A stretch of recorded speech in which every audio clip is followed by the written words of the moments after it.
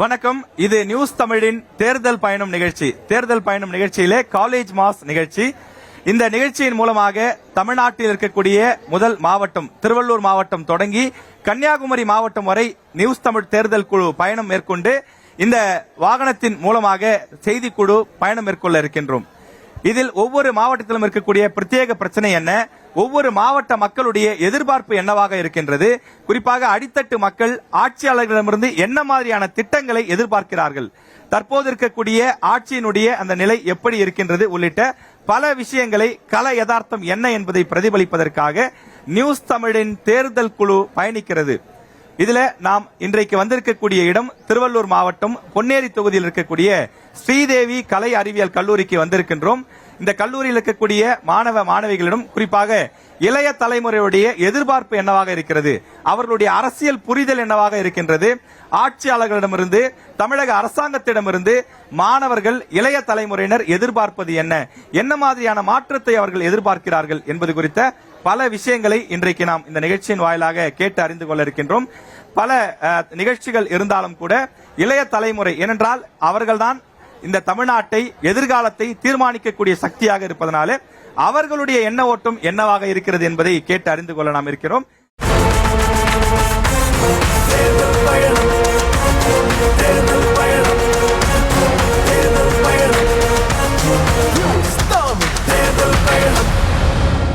இப்ப தேர்தல் அப்படின்னு வந்துட்டாலே இரட்டை குழந்தை மாதிரி, ஒட்டி பிறந்த குழந்தை மாதிரி இலவசங்கள் அப்படிங்கிறது தமிழ்நாட்டு எலெக்ஷன்ல சமீபத்திய ஆண்டுகள்ல ரொம்ப ஃபேமஸா இருக்கு. இலவசங்களை ஆதரிக்கவங்க ஒரு பக்கம் இருக்காங்க, இலவசங்களை எதிர்க்கிறவங்க ஒரு பக்கம் இருக்காங்க. நம்ம தொடர்ந்து பல வருஷங்களா பார்த்துட்டு இருக்கோம். ஒவ்வொரு தேர்தல்கள்லயும் டிவி கொடுக்குறாங்க, மிக்சி கொடுக்குறாங்க, கிரைண்டர் கொடுக்குறாங்க. இப்போ எல்லாம் பாத்தீங்கன்னா இலவசமா பேருந்துல போகலாம் அப்படிங்கிற ஒரு திட்டம் இருக்கு. இந்த மாதிரி ஏராளமான இலவசங்கள் இருக்கு. இந்த இலவசங்களை பொறுத்த வரைக்கும் ரெண்டு விஷயங்கள் பார்க்கப்படுது. என்ன அப்படின்னா, பரவாயில்ல இலவசம் கொடுக்கறதுனால இல்லாத மக்களுக்கு, அடித்தட்டு மக்களுக்கு அவங்களுடைய வாழ்க்கையில ஒரு முன்னேற்றம் ஏற்படுதுன்னு ஒரு சாரர் சொல்றாங்க. இன்னொரு தரப்பு என்ன சொல்றாங்க அப்படின்னா, இலவசங்கள் நீங்க எதுக்கு மக்களை சோம்பேறி ஆக்குறீங்க, இலவசங்கள் கொடுக்கறதுனால அவங்களுக்கு உழைக்கிற தன்மையே போயிடுது. இப்ப 100 நாள் வேலை வாய்ப்பு கூட எடுத்துக்கிட்டீங்கன்னா பெருசா வேலையே இருக்கிறது இல்ல, அவங்களுக்கு தினசரி ஒரு 100 இல்ல 250 150 காசு கொடுக்கறதால அவங்க சோம்பேறி ஆயிடுறாங்க அப்படின்னு ஒரு குற்றச்சாட்டு வைக்கிறாங்க. பொதுவா இலவசங்கள் பத்தி இன்னைக்கு இருக்கக்கூடிய இளைய தலைமுறையுடைய எதிர்பார்ப்பு என்ன, அவர்களுடைய திங்கிங் என்ன அப்படின்னு நியூஸ் தமிழுடைய தேர்தல் பயணக்குழு தெரிஞ்சுக்க ஆசைப்படுறோம். உண்மையிலே உங்க மனசுல ஹானஸ்டா என்ன நினைக்கிறீங்க? கவர்மெண்ட் ஏற்கனவே கொடுக்கிற இலவசங்கள் போதுமா, இல்ல இன்னும் நிறைய கொடுக்கணும் அப்படின்னு ஆசைப்படுறீங்களா? இலவசங்களை பத்தி உங்களுடைய பார்வை என்ன? அகிலா, நீங்க ஸ்டார்ட் பண்ணுங்க. ஆரம்பிச்சிடலாமா? ஓட்டு போடுங்கன்னு சொல்லிட்டு காசு கொடுக்கறது, பொருள் கொடுக்கறது சொல்றீங்க. இப்ப ஆட்சிக்கு வந்துட்டு நாங்க உங்களுக்கு இலவசமா டிவி கொடுக்கறோம், மிக்சி கொடுக்கறோம், ஸ்கூட்டி கொடுக்கறோம், இப்ப பஸ்ல மகளிர்லாம் இலவசமா பயணம் பண்ணலாம் அப்படின்னு சொல்றாங்க இல்லையா? அந்த இலவசத்தை பத்தி நீங்க என்ன நினைக்கிறீங்க? அது கொடுத்தாதான், அதுதான் இப்ப சார் என்ன சொல்றாருன்னா, இலவசங்கள் கொடுத்தா மக்கள்லாம் சோம்பேறி ஆயிடுறாங்க. இன்னொரு பக்கம் இல்லப்பா நாங்கெல்லாம் ரொம்ப ஏழைப்பட்டவங்க, எங்களுக்கு அதெல்லாம் ரொம்ப பயனுள்ளதா இருக்கு அப்படின்னு இன்னொரு பக்கம் அதை சப்போர்ட்டும் பண்றாங்க. நீங்க என்ன நினைக்கிறீங்க? அதாவது ஃபர்ஸ்டே எல்லாம் பண்ணிட்டு வந்திருக்கணும்.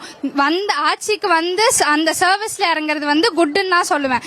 ஏன்னா ஃபர்ஸ்ட் கொடுக்கறது வேற, எலெக்ஷன் வந்துட்டு அதுக்கப்புறம் கொடுக்கறது வேற. எலெக்ஷனுக்கு முன்னாடி கொடுக்கறது ஏதோ எங்களுக்கு போடுங்க அப்படின்னு சொல்லிட்டு கொடுக்கற மாதிரி இருக்கு.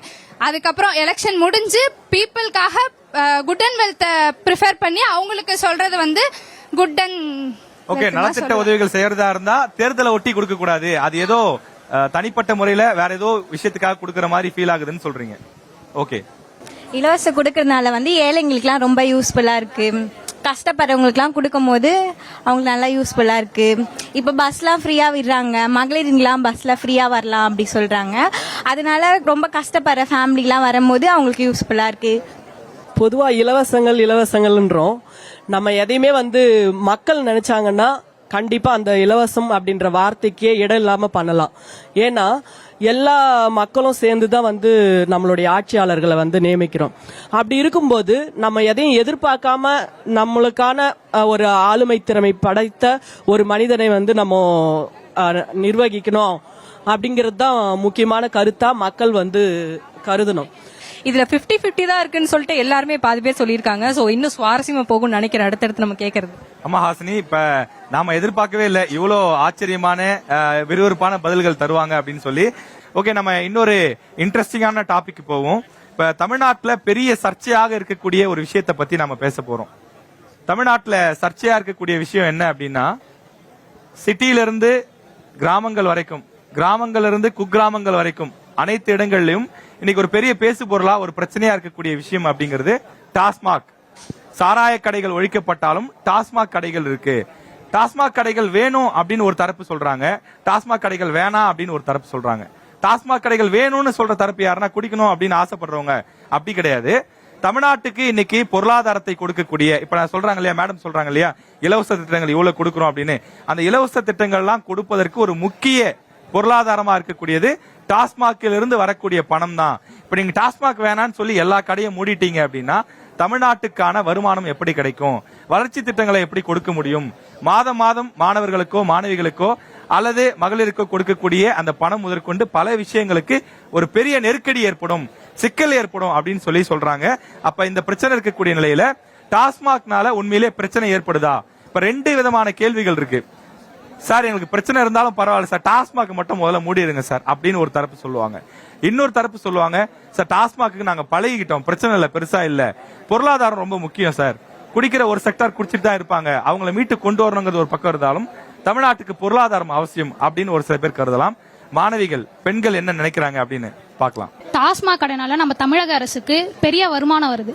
அதை திடீர்னு மூணா நம்ம பொருளாதாரம் பாதிக்கும். ஆனா சரியான மாற்று திட்டம் இருந்தா அதை சமாளிக்கலாம்.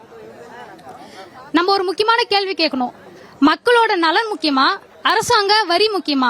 என்ன பொறுத்த வரையும் ஒன்னுத்துக்கு ஒன்னு தொடர்பானவே தான். மக்களோட நலமும் முக்கியம், அரசாங்க வரியும் முக்கியம். ஒரு வருடத்துக்கு டாஸ்மாக் கடையில மட்டும் 40 to 45 கோடி வரையும் வருமானம் வருது. அது திடீர்னு முன்னா நம்மளுக்கு இழப்பு ஏற்படும். கொஞ்சம் கொஞ்சமா இந்த ஸ்கூல், காலேஜ், வீடு அந்த மாதிரி இடத்துல இருக்க டாஸ்மாக் கடையை ஃபர்ஸ்ட் மூடிட்டு, இல்லைன்னா டாஸ்மாக் கடைங்களே ஒரு தனியான இடத்த கொடுத்து அதுக்கான ஒரு இடத்த ஒதுக்கி அங்க கொடுத்தா பரவாயில்ல.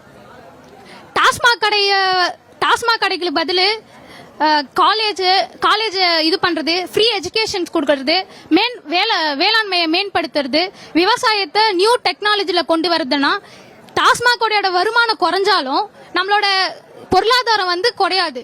ஆரோக்கியமான கல்வி அறிவு உள்ள மக்கள் இருந்தாலே நம்ம தமிழ்நாட்டில் இருக்க எல்லா பொருளாதாரமும் அதிகமா வளரும். தேர்தல் எல்லாருக்குமே ரொம்ப முக்கியமா ஒண்ணுன்னு எல்லாருக்குமே தெரியும். ஏன்னா அது தேர்தல்ன்றது நம்மளோட உரிமை, ஓட்டு போறது நம்மளோட உரிமை, கரெக்டா? இப்போ எல்லாருமே இங்க நிறைய பேர் இப்பதான் ஃபர்ஸ்ட் ஓட்டு போட போறீங்க, கரெக்டா? அதனால ஓட்டுன்றது அவங்க சொல்லியோ இவங்க சொல்லியோ, இப்ப நம்ம வீட்டுல அப்பா அம்மாவே கூட இனி இவங்களுக்கு ஓட்டு போடுங்க அவங்களுக்கு ஓட்டு போடுங்க அப்படிலாம் சொல்லி கேட்காதீங்க, ஓகேங்களா? நீங்க படிச்சிருக்கீங்க, உங்களுக்கான சிந்தனைகள் இருக்கு. சோ அதை பயன்படுத்தி சிந்திச்சு செயல்பட்டு யார் வந்தா நம்ம நாட்டுல, அதாவது நம்ம ஒரு ஆளுக்காக மட்டுமே யோசிக்க கூடாது, நம்மள சுத்தி இருக்க எல்லாருமே பத்தி யோசிச்சு சோ அவங்களுக்காக நீங்க என்ன பண்ணணும், உங்களோட வாக்க அளிக்கணும். மிச்சதெல்லாம் நான் சாங்லயே சொல்லிடுறேன்.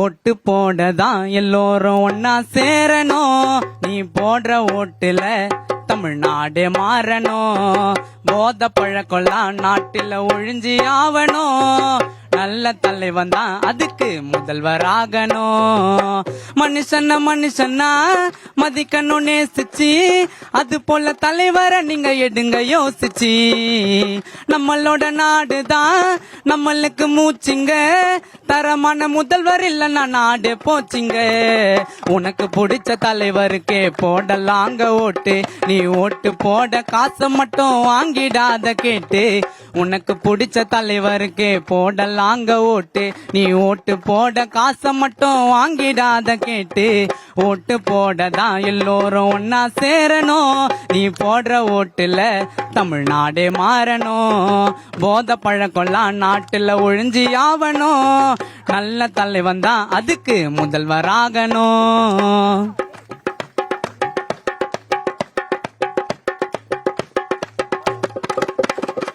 ஓட்டு போடதான் ஓட்டர் ஐடி வாங்கணும், உன் பேரை சொல்லிட்டு நீ உள்ள போகணும், உள்ள போனதும் பிடிச்ச சின்னம் தேடணும், தேடி முடிச்சதும் அழுத்தி ஓட்ட போடணும், திருடனை பிடிக்கணும், திருட்ட தடுக்கணும், சிறந்த முதல்வர் அதுக்கு தேர்ந்து எடுக்கணும். வெள்ளவாசி ஏறிச்சு, கஷ்டம் தான் கூடிச்சு, அத நல்ல ஓட்டம் போடு கரெக்டா யோசிச்சு. நல்லாட்சிய நீ தேர்ந்தெடுக்க வேணும் உனக்கு பொறுமை. 18 வயசு ஆனா ஓட்டு நம்மளுக்கான உரிமை. ஆட்சிய நீ தேர்ந்தெடுக்க வேணும் உனக்கு பொறுமை. 18 வயசு ஆனா ஓட்டு நம்மளுக்கான உரிமை. ஓட்டு போடதான் எல்லோரும் ஒன்னா சேரணும். நீ போடுற ஓட்டுல தமிழ்நாடே மாறணும். போத பழக்கம்லாம் நாட்டுல அழிஞ்சி ஆவணும். நல்ல தலைவன் தான் அதுக்கு முதல்வராகணும். மனுஷனா மதிக்கணும் நேசிச்சு, அது போல தலைவரை நீங்க எடுங்க யோசிச்சு. நம்மளோட நாடுதான் நம்மளுக்கு மூச்சுங்க, தரமான முதல்வர் இல்லைன்னா நாடு போச்சுங்க. உனக்கு பிடிச்ச தலைவருக்கே போடலாங்க ஓட்டு. நீ ஓட்டு போட காசை மட்டும் வாங்கிடாத கேட்டு. உனக்கு பிடிச்ச தலைவருக்கே போடலாங்க ஓட்டு. நீ ஓட்டு போட காசை மட்டும் வாங்கிடாத கேட்டு. நீ ஓட்ட போட காசை மட்டும் வாங்கிடாத கேட்டு. நீ ஓட்ட போட காசை மட்டும் வாங்கிடாத கேட்டு. நீ ஓட்ட போட காசை மட்டும் வாங்கிடாத கேட்டு. தம்பி, நியூஸ் தமிழ் சார்பில் உங்களை மனமார்ந்த வாழ்த்துக்களை தெரிவிச்சுக்கிறோம். ரொம்ப இந்த பாட்டு கட்டாயமா நம்மளுடைய தொலைக்காட்சியில வரும், நீங்க பாருங்க. தம்பி ரொம்ப அழகா பாடினாரு. இன்னொரு முறை அவருக்கு பலத்த கரகோஷம் எழுப்பி அவரை நம்ம வாழ்த்தலாம்.